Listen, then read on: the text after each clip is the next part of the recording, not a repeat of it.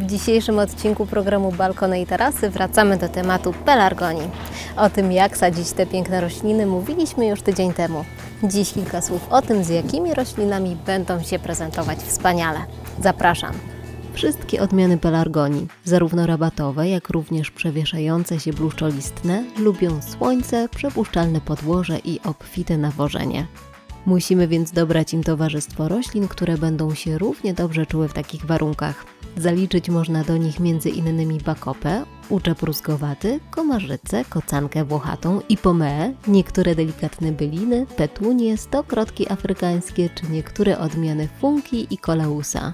W jakie kompozycje je połączyć, zależy już od naszego gustu i wyobraźni. U mnie w tym roku dominują rośliny o kwiatach w odcieniach różu, bieli i fioletu. W pierwszej kompozycji będą tylko dwa gatunki. Pelargonia rabatowa o pięknie przebarwionych dwukolorowych kwiatach oraz bakopa o kwiatach pełnych, rzadziej spotykana odmiana. Bo czasami mniej znaczy więcej. Jeżeli posadzimy razem zbyt dużo gatunków, to niektóre rośliny mogą zginąć w gąszczu tych bardziej rzucających się w oczy. Zasady sadzenia są zawsze takie same. Pojemniki muszą mieć otwory odpływowe, dobrze jest też zadbać o drenaż na dnie. Jeżeli mamy do obsadzenia dwie skrzynki balkonowe, możemy rośliny sadzić w sposób symetryczny, identycznie w każdej donicy, lub tak jak u mnie w sposób niesymetryczny. Akcent przewieszający się może być wtedy w środku naszej podwójnej kompozycji lub na zewnątrz, w zależności od tego, jak ustawimy pojemniki. Bakopa to delikatnie wyglądająca, ale bardzo żywotna roślina. Ma piękny, gęsty pokrój. Jak podrośnie, będzie przewieszać się przez donicę. W sklepach ogrodniczych możemy kupić rośliny o pojedynczych kwiatach w kolorze białym, niebieskim czy różowo-fioletowym. Rośliny te mogą mieć także kwiaty pełne. W odpowiednich warunkach bakopa będzie kwitła do pierwszych jesiennych przymrozków. Do standardowych, niewielkich skrzynek balkonowych sadzimy zazwyczaj 3 tej wielkości rośliny. Już za miesiąc pięknie wypełnią donicę. W większej skrzynce możemy posadzić 3 lub 4 pelargonie. Akcentem przewieszającym się będzie tutaj komarzyca, a tłem i uzupełnieniem trzmielina o delikatnych, biało-zielonych liściach. Sadząc rośliny w dużych donicach pamiętajmy, że gatunki niskie lub płożące sadzimy blisko brzegu, wyższe w środku lub z tyłu.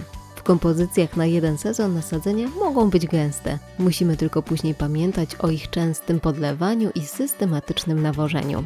Niewielkie byliny, jak na przykład niektóre odmiany trzmieliny, jak najbardziej możemy sadzić w pojemnikach. Mają tę dodatkową zaletę, że w donicy mogą zostać na dłużej.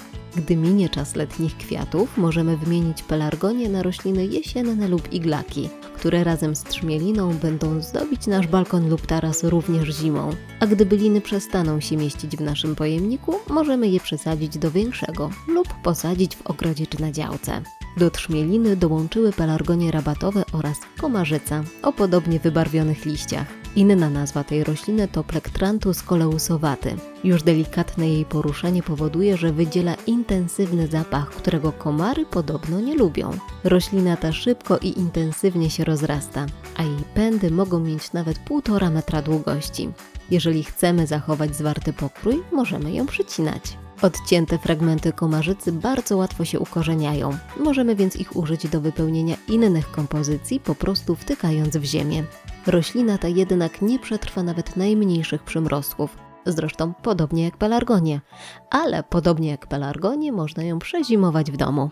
W tej donicy piękne różowe kwiaty pelargonii będą otoczone kaskadą biało-zielonych liści. Możemy też łączyć różne gatunki pelargonii, na przykład delikatną pelargonię angielską z mieszańcem łączącym cechy pelargonii rabatowej z pelargonią przewieszającą się. Oba gatunki o podobnie wybarwionych kwiatach. Kolor podobny, ale kształt i forma kwiatów zupełnie inna. Pelargonia angielska jest mniej popularna niż rabatowa czy bluszczolistna, ale coraz częściej można ją spotkać w sklepach ogrodniczych. Taka odmiana o drobnych kwiatach nadaje się też idealnie do wiszących pojemników, ponieważ z czasem zacznie się pięknie przewieszać. Jeżeli zdecydujemy się posadzić pelargonię na początku maja, sprawdzajmy prognozy pogody. Gdy będą zapowiadane nocne przymrozki, koniecznie musimy je wnieść do domu lub cieplejszego pomieszczenia. Towarzystwem dla pelargonii mogą też być stokrotki afrykańskie.